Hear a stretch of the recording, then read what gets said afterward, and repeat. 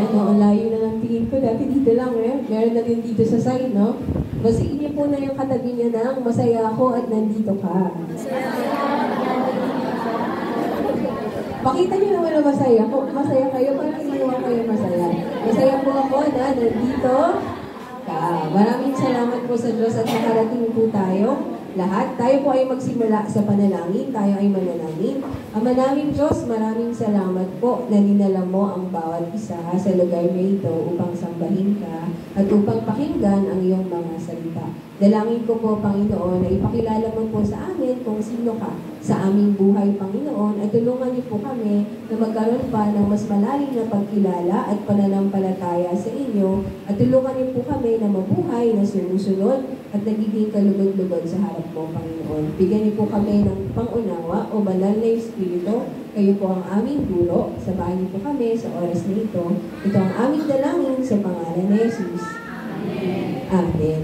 Ang title po ng ating mensahe ngayon ay Life in Jesus, the Good Shepherd. Mula po sa John chapter 10 o aklat ng mabuting balita. Yung imahe po ng sheep at shepherd sa Tagalog, tupa at pastol ay karaniwan po natin makikita sa Biblia. Bakit po kaya?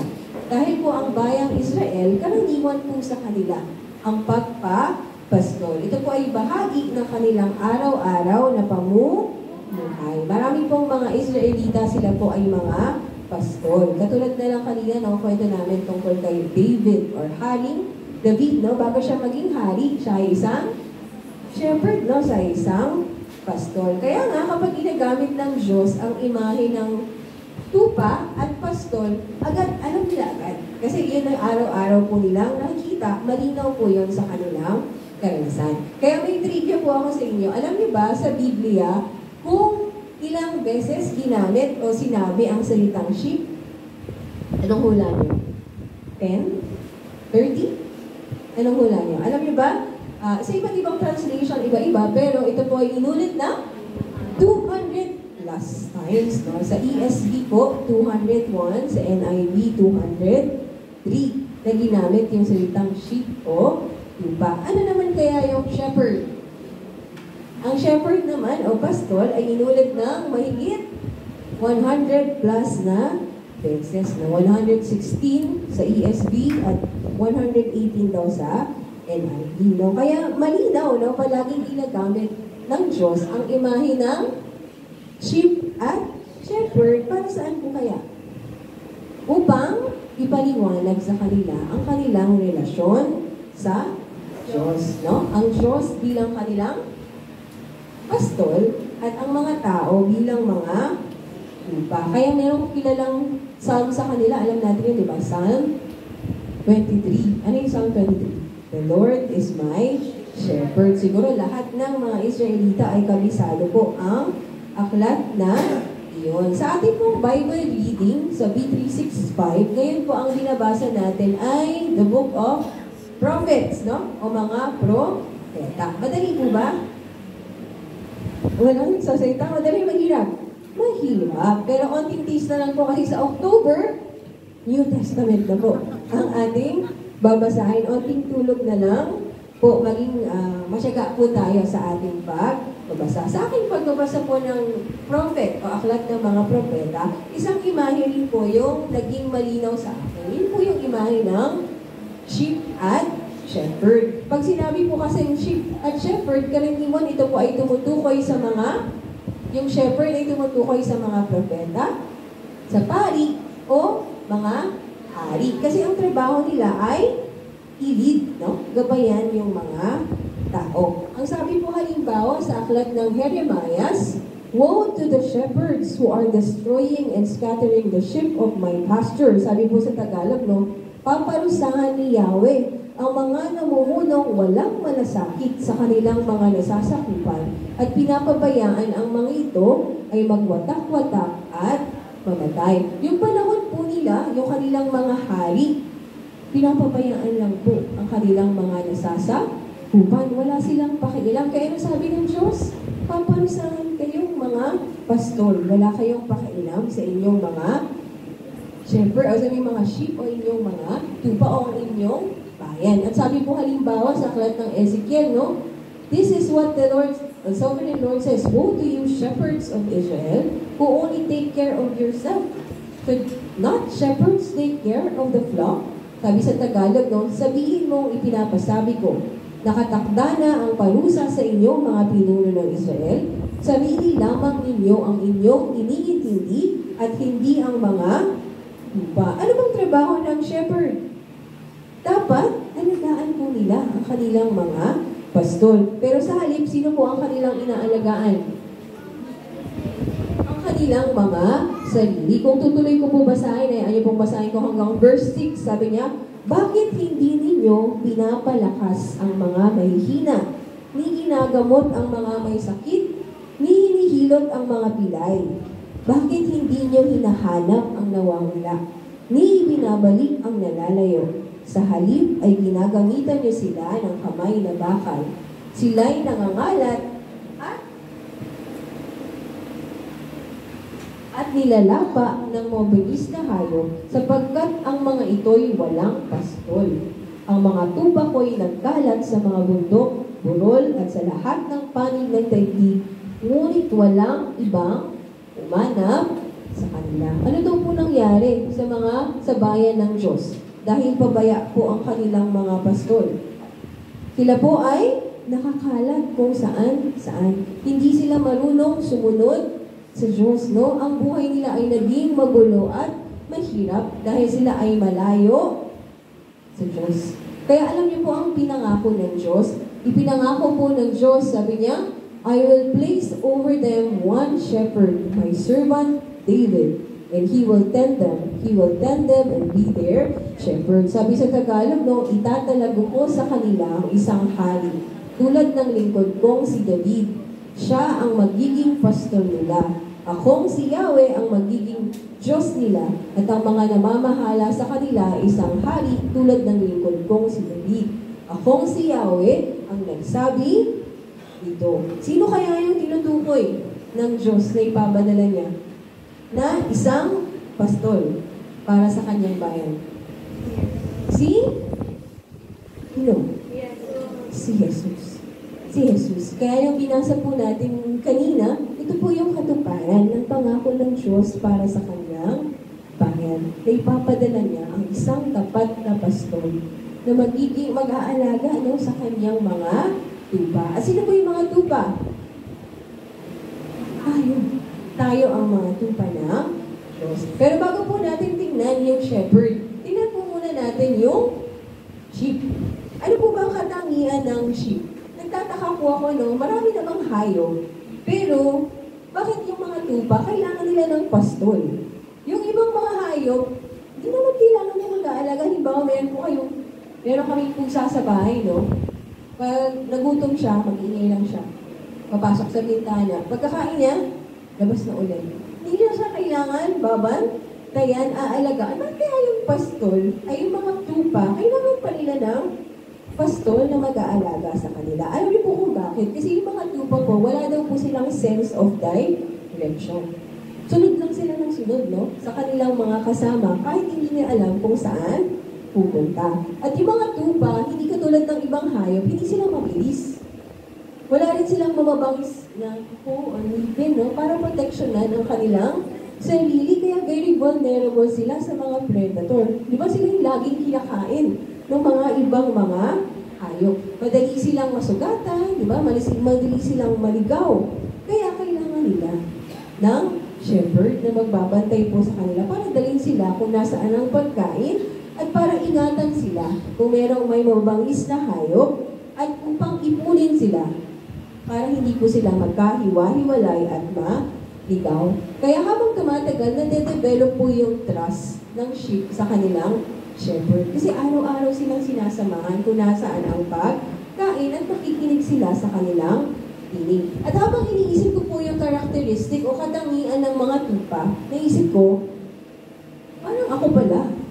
Parang tayo pala. Kailangan natin ng guidance, ng direksyon. Kasi kung wala, kung saan-saan po tayo mapupunta, kailangan natin ng proteksyon.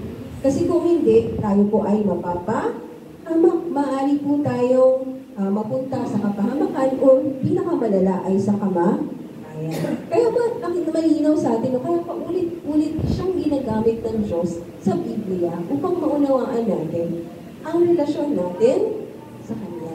Bilang siya ang ating pastor at tayo ang Kanyang mga iba. Kaya kung meron pong nakakakilala sa inyo, higit kanino man, ito ay ang Diyos. Kung meron pong nakakaalam kung ano ang tunay mong pangangailangan, ito ay ang Diyos. Kung merong nakakarinig sa iyo, kahit wala ka pang sinasabi, ito ay ang Diyos. Pero ano po yung katotohanan? Minsan nararamdaman natin, walang nag-aalala sa akin, walang nakakaunawa sa akin, walang nakakaalam kung ano pinagdadaanan ko, walang makakatulong sa akin. Totoo ba yun? Ito ay hindi totoo. Ito ay lie ng ating kaaway. Kasi paulit-ulit 200 times, 100 times ginamit ng Diyos ang larawan ng tupa at pastor upang ipaunawa sa atin na meron tayong pastor, no? Na nakakaunawa at nakakaalam ng ating buhay. Kung minsan masyado tayong familiar, no? Kaya hindi na natin nauunawaan yung kanyang kahulugan. Yung ating pong binasa ngayon ay mula sa anong aklat? Book of John, no? Sa chapter 9 po, ang nangyari po kasi doon, si Jesus, may pinagaling siyang bulag. Sabi dito, a man born blind, no? Simula pagkabata, pagkapanganak, siya na po ay bulag, no? Kaya pinagaling siya ni Jesus. At nung pinagaling siya ni Jesus, yung mga Pariseo, o sa panahon po nila yung mga tagapagturo ng kautusan, hindi sila naniwala. Ang ginawa nila, nag-imbestiga sila. Pinatawag nila yung lalaki. Bulag ka ba talaga? Sinong nanay mo? Sinong tatay mo? Pinatawag yung nanay at tatay. Anak niyo ba to? Bulag ba to dati? Hindi sila naniniwala na siya ay pinagaling ni Jesus, no? At paulit-ulit niya sinabi, ako ay pinagaling ng lalaki ito. Hindi nila tinatanggap si Jesus. At ang mahirap pa, yung mga taong gustong lumapit kay Jesus, hindi po nila pinapabayaan, no? Nilalayo nila kay Jesus. Kaya ano sabi sa kanila ng Diyos? Sabi sa kanila ni Jesus sa mga Pariseo, hindi kayo tunay na mga pastor. Kayo ay mga pulisan. Kayo ay mga magnanakaw. Ayun yung sabi niya kanina po. Sa mga tagapagturo ng kautusan. Dapat sana sila yung nagtuturo, pero hindi sila kumilala kay Jesus at nilalayo niya pa yung mga tao kay Jesus. Kaya pinaliwanag niya po yung tungkol sa mabuting pastor. Kaya sabi sa verse 6, no, sinabi ni Jesus ang paglalarawang ito, ngunit hindi nila naunawaan ang ibig niya sabihin. Kaya pinaliwanag ni Jesus kung sino siya. Sabihin mo, itanong mo nga, sino si Jesus? Sino si Jesus? Tanong mo sa katabi mo, sino si Jesus? Sino si Jesus? Yan, lagi po namin yan tinatanong sa aming Saturday Bible Study. Ano yung sinasabi ni Jesus tungkol sa kanyang sarili? Handa po ba kayo makinig? Okay, makinig po tayo, no? Basahin, sabi, ako na lang magbabasa. Sabi sa verse 7 to 10, kaya't muling sinabi ni Jesus, baka tandaan ninyo, ako ang pintuang dinaraanan ng mga tupa. Ang mga nauna sa akin ay mga magnanakaw at mga tulisan. Ngunit hindi sila pinapakinggan ng mga tupa. Ako ang pintuan, ang sinumang pumapasok sa pamamagitan ko ay maliligtas. Papasok siya at lalabas at makakatagpo ng paskulan. Ano sinabi ni Jesus tungkol sa kanyang sarili? Ako, pintuan. I am the door. So Jesus is the only door to salvation and abundant life. Siya lamang ang pintuan. Pag nakakita po kayo ng isang sheepfold or sheep pen, ilan po ang pinto? Isa lang po. No? Ano sinasabi ni Jesus? Siya lang ang daan. Patungo sa kaligtasan at sa buhay at buhay na masaganang kaya wala na pong ibang daan patungo sa Diyos. Kaya ano sabi ng Gawa 4:12? Pwede niyo po bang basahin? Sa Kanya lamang matatagpuan ang kaligtasan sapagkat walang ibang pangalan sa buong daigdig na ibinigay ng Diyos sa mga tao upang tayo ay maligtas. Kanino lang po natin matatagpuan ang kaligtasan at buhay? Kay Jesus. Kasi sabi niya, ako ang pintuan. Ako ang daan. Ako ang pintuan. Kaya pag meron pong darating ngayon at magsasabing, ako ang Savior, ako ang tagapagligtas, maniniwala po ba tayo? Hindi. Kasi ang sabi ni Jesus, ako ang pintuan. Siya lamang ang daan para sa ating kaligtasan. Pero binanggit din ni Jesus na merong mga magnanakaw. Merong mga tulisan. Anong dahilan? Bakit sila dumarating? Ano sabi sa verse 10? Basahin niyo nga po. Dumarating ang magnanakaw para lamang magnakaw, pumatay at manira. Napalito ako upang ang mga tupa ay magkaroon ng buhay na masagana, lubos. Anong purpose ng mga thieves and robbers sa English, no? Ano sabi? Magnakaw, pumatay, at manira. Ayun ang layunin nila sa inyong buhay. Alam niyo po, sa ating mundo ngayon, humaharap tayo sa napakaraming tukso. Halimbawa, sa mundo, ano po ang itinuturo sa atin? Ang pagiging matagumpay ay ang pagkakaroon ng maraming ari-arian at maraming pera. Kahit na kailangan kong manloko ng iba. Tama ba? Ayun yung tinuturo, basta maging matagumpay tayo. Minsan tinuturo din sa atin na ang totoong pagiging lalaki, dapat marami kang babae. Dapat marami kang asawa. Yun ang tinuturo ng mundo. Tama po ba?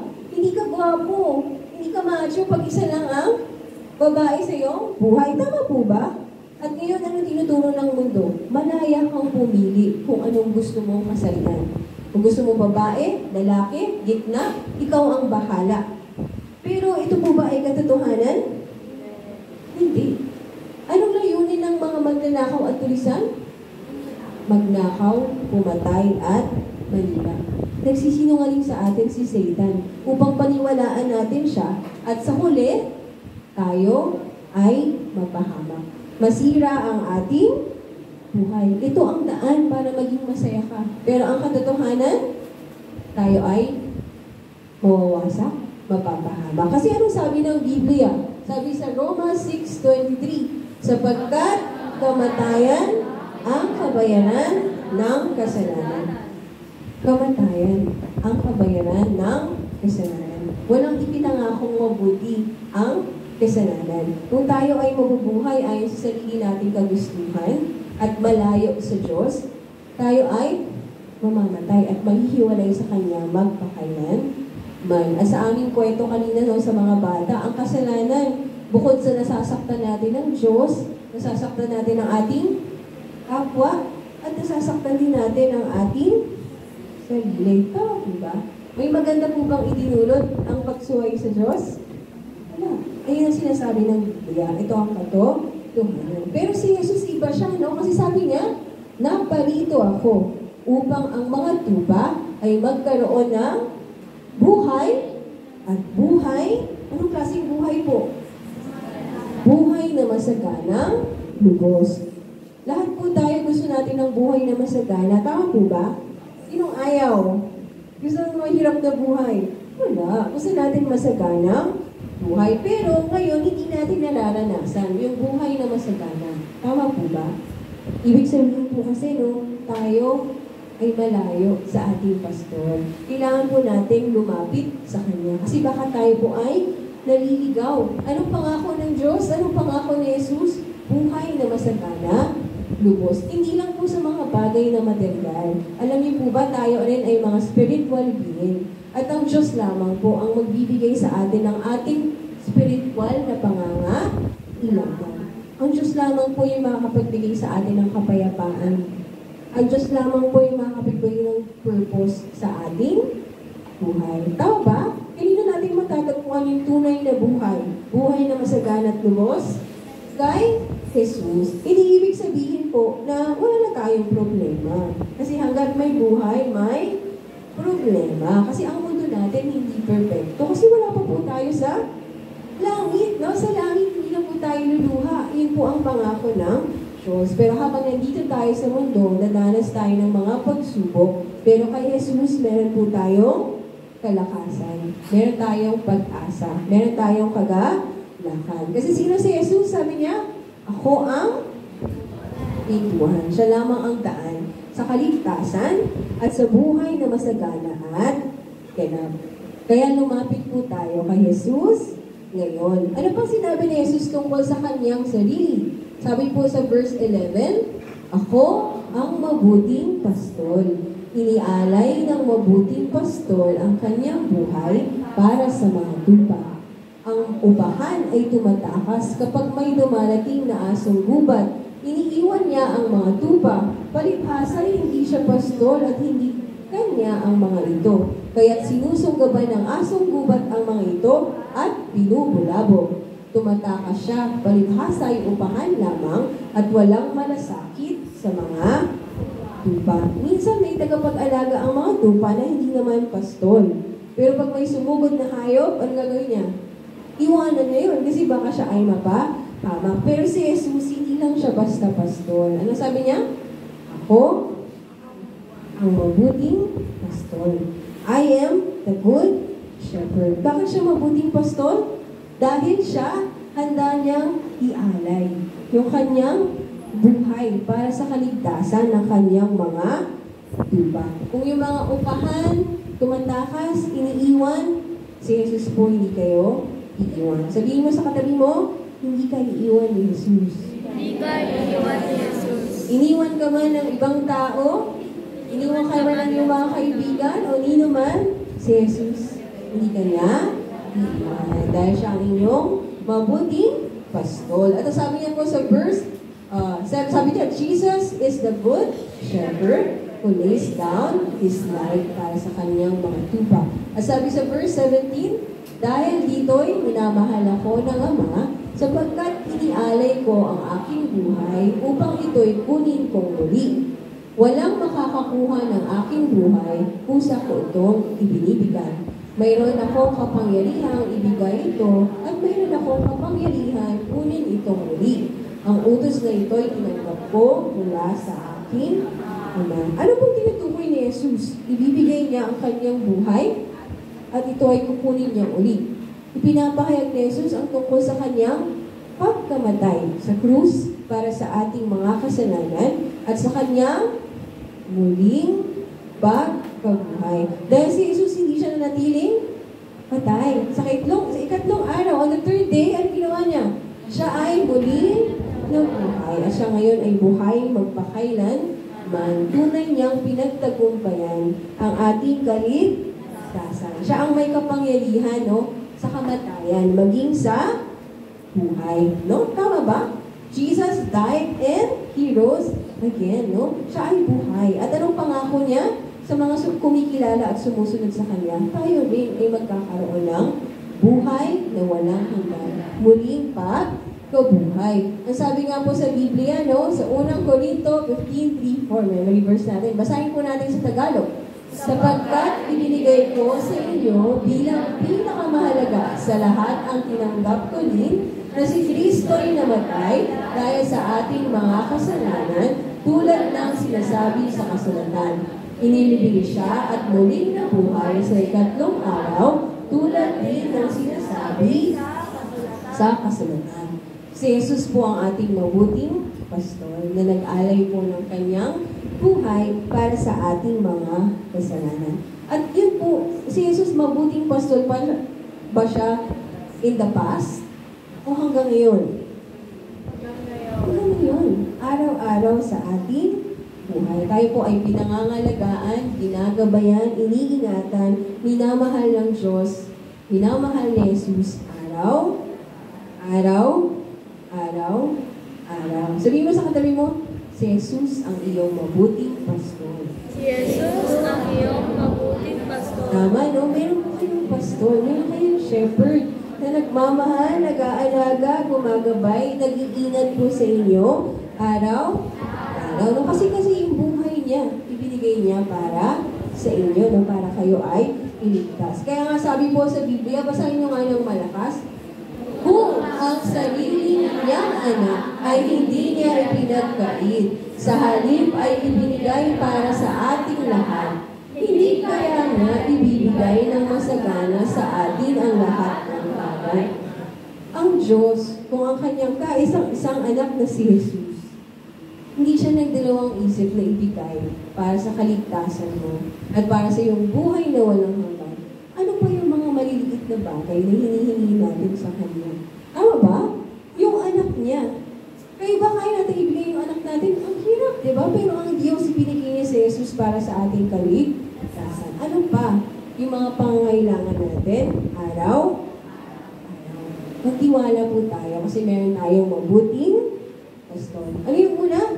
Si Jesus ang pintuan at si Jesus ang mabuting pastor. At ulit, basahin po natin yung verse 14 to 15. Ako nga ang mabuting pastor. Kung paanong kilala ko ako ng Ama at siya'y kilala ko, kaya din naman kilala ko ang aking mga tupa at ako naman kilala nila.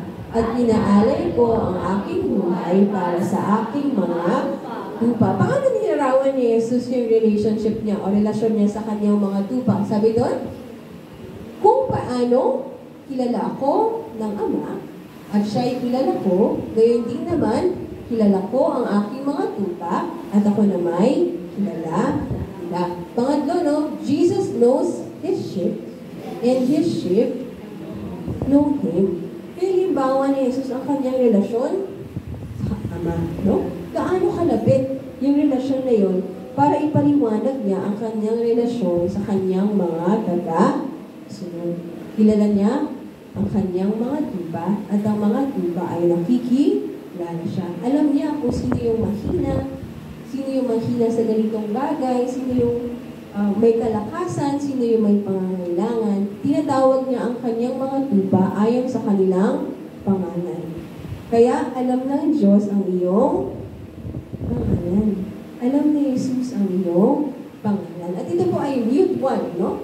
Mutual relationship. Hindi lang kilala ng pastor ang tupa. Ang tupa din, kilala niya ang pastor. Sino po ang ating pastor? Si Jesus. Ang tanong po ba, kilala ba natin si Jesus? Ang mga tupa, nakikilala nila ang boses ng kanilang pastor. At hindi sila susunod kahit kanino. Kanino lang sila susunod? Sa kanilang pastor. Kasi yun ang kanilang pastor at tinatawag sila sa kanilang pangalan. Ganon din, si Jesus ang ating mabuting pastor. Kung siya ang ating pastor, dapat kanino po tayo nakikinig? Dapat kanino po tayo nakikinig? Sa Kanya. Dapat kanino po tayo sumusunod? Sa Kanya. Kasi siya ang ating pastor. Tama po ba? Kapag hindi po tayo nakikinig kay Jesus, ano ibig sabihin? Baka hindi tayo kanyang mga tupa. Tama ba? Kasi sabi niya, nakikilala ko ang aking mga tupa at ang aking mga tupa ay nakikilala ko, nakikinig sa aking boses at sumusunod sa akin. Kaya anong sabi ng ating memory verse? John 10:27 to 28. My sheep. Ayun lang natin, no? My sheep. Ano sabi doon? Nakikinig sa akin ang aking mga tupa, nakikilala ko sila at sumusunod sila sa akin. Binibigyan ko sila ng buhay na walang hanggan, kailanman hindi sila mapapahamak at hindi sila maagaw sa akin minumahal. Si Jesus po ba ang inyong pastor? Kayo po ba ay nagtitiwala sa Kanya? Kayo po ba ay sumusunod sa Kanya at nakikinig sa Kanyang tinig? Paano niyo po naririnig ang tinig ni Jesus? How can you hear His voice? Paano natin naririnig? Jesus. Sa isip? Sa puso? Saan? Sa Biblia. Sa Biblia. Dahil ang Biblia ay kanyang mga salita. Kaya kung hindi po kayo nagbabasa ng Biblia, kaninong boses po ang inyong pinapakinggan? Ibig sabihin, pinapakinggan niyo ang inyong mga sarili o ang boses po ng ating kaaway, no? Ang diablo. Ano bang layunin ng magnanakaw ng thieves and robbers? Magnakaw, pumatay, at manila. Tandaan po ninyo yun. Kanino pong boses kayo nakikinig? Importante po, magbasa po tayo ng Biblia. At pangalawa, mag-pray po tayo. Manalangin po tayo sa Diyos. Importante, kausap natin ang Diyos sa ating buhay. Bago po tayo magreklamo sa mga problema natin sa buhay, itanong muna natin, nag-pray ka ba? Kinausap mo ba ang Diyos kapag sa iyong problema? Hinanap mo ba yung guidance, yung gabay ng Panginoon? Nagtiwala ka ba sa Diyos? At bilang mga mananampalataya po, binigyan tayo ng Diyos ng Holy Spirit, ng Espiritu Santo, upang gumabay po sa atin araw-araw. Sabi po ng Biblia, ang lahat ng pinapatnubayan ng Espiritu ng Diyos ay mga anak ng Diyos. Kung tayo ay mga anak ng Diyos, binigyan niya tayo ng Holy Spirit. Yung Holy Spirit po yung kikilos, tutulong sa ating buhay upang marinig natin ang boses ni Jesus at masunod natin ang kanyang kalooban. Alam ng Diyos, alam ni Jesus kung nasaan ka ngayon. Kung ikaw ba ay naglalakad sa tamang landas o ikaw ba ay naliligaw. No? Minsan, punong-puno na tayo ng alalahanin sa buhay, baka oras na bumalik tayo sa Diyos. Baka tayo ay naliligaw, oras na hanapin natin ang daan na tinakda ng Diyos para sa ating buhay. Hinto na tayong sundin yung sarili nating daan. Kasi anong dulo nun? Kapahamakan. Pero sino ang ating pastor? Si Jesus. At gagabayan niya tayo sa buhay at buhay na masaganang ganap. Handa ka bang makinig sa boses ng iyong pastor? Handa po tayo. At sabi po sa verse 16, mayroon akong iba pang mga tupa na wala pa sa kulungang ito. Kinakailangan silang ipasok din. At papakinggan nila ang aking tinig. Sa gayon, magkakaroon ng isang kawan na may isang pastor. Meron pa ba daw mga tupa na nasa labas? Ano pong kailangan natin gawin? Tawagin po natin sila. Invite po natin sila sa ating church para marinig po nila yung salita ng Diyos. Sila rin po ay maligtas. Siyempre, ito ay tumutukoy sa mga hentil, no? Bilang sa mga Hudyo ang kaligtasan, hindi para sa mga hentil. At sa atin ngayon, no? Nais ni Jesus na ibahagi natin siya sa ibang tao. Meron pa akong mga tupa na wala dito. Tayo po ay tinawag ng Diyos para invite po sila sa ating simbahan at ibahagi po ang mabuting balita. Sa last Sunday po ng September, meron ulit tayong drama at activity po, no? Para mag-invite po ng mga kapitbahay, kapamilya, no? Na marinig din po nila ang mabuting balita. Katulad po natin, dati tayo ay nawawala, pero ngayon, tayo na ay natagpuan ni Jesus. Sino nga si Jesus? Si Jesus ang tanging pinto tungo sa kaligtasan at buhay na masagana at ganap. Si Jesus ang mabuting pastor na nag-alay ng kanyang buhay. Nakikilala ni Jesus ang kanyang mga tupa at nakikilala at sinusunod ng mga tupa si Jesus ang kanilang mabuting pastor. Kanina po, no, yung mga pastor, yung mga shepherd sa Old Testament. At yung mga shepherd, yung mga pariseo, lahat po sila nabigo. Hindi po nila nagawa yung kanilang tungkulin. Pero si Jesus, ang mabuting pastor, hindi po siya nabibigo. Jesus, our good shepherd, will never fail. Hindi niya po tayo bibigoin. Tapat po siya. Aalagaan niya po tayo, tutulungan niya po tayo, gagabayan niya po tayo sa araw. God will make a way for us. Gagabayan tayo ng Diyos. Kaya sabihin mo sa katabi mo, si Jesus ang iyong mabuting pastor. Si Jesus ang iyong mabuting pastor. Gagabayan ka ni Jesus. Gagabayan ka ni Jesus. Aalagaan ka ni Jesus. Aalagaan ka ni Jesus. Gagawa siya ng paraan para sa iyo. Gawa siya ng paraan para sa iyo. Okay, nakikinig ba kayo? Okay. Alam niyo po yung ating church, no? Nalubog po tayo sa baha hanggang second floor. At napakarami pong nawalang gamit. Hanggang ngayon po, hindi pa tayo okay, no? Pa-okay pa lang po, nagre-recover pa lang po tayo. Pero alam niyo po, nawala man ang lahat o maraming bagay, naiwan po yung pinakamahalaga. Alam niyo po kung ano yun? Natangay po ng baha lahat eh. Pero naiwan yung pinakamahalaga. Alam mo kung ano yun? ikaw. Ikaw. Ikaw ang pinaka-mahalaga. At nandito pa po tayo. Tama po ba? At tayo po ay magpapatuloy. Magpapatuloy po tayong sama-samang maglilingkod sa Panginoon at gawin po yung tungkulin na binigay niya sa atin bilang isang simbahan. Tayo ay kanyang magiging isang kawan. Hindi na ship, no? Flock na. Isang sa kanyang mga kawan. Sabay-sabay tayong sumunod kay Jesus, ang ating mabuting pastor. Tayo po ay manalangin. Tayo po yung tumikit at manalangin. Maraming Diyos, maraming salamat po na ikaw ang aming mabuting pastor.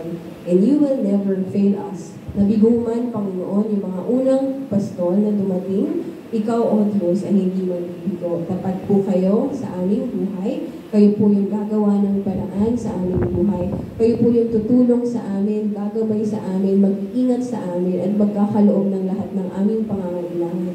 Tulungan niyo po kami na laking magtiwala sa inyo, manalangin, at kilalanin ang boses mo sa pamamagitan po ng Biblia, ang iyong mga salita. Dalangin po namin na every Sunday nandito po kami sa church para pakinggan ang iyong mga salita, Panginoon. Hindi lang ngayon, kundi bawat linggo at araw-araw ng buhay namin ay sundin ka namin dahil ikaw ang aming mabuting pastor. Salamat po, Banal na Espiritu, sa iyong pagtutulong sa amin. Ito po ang aming dalangin sa pangalan ni Jesus. Amen.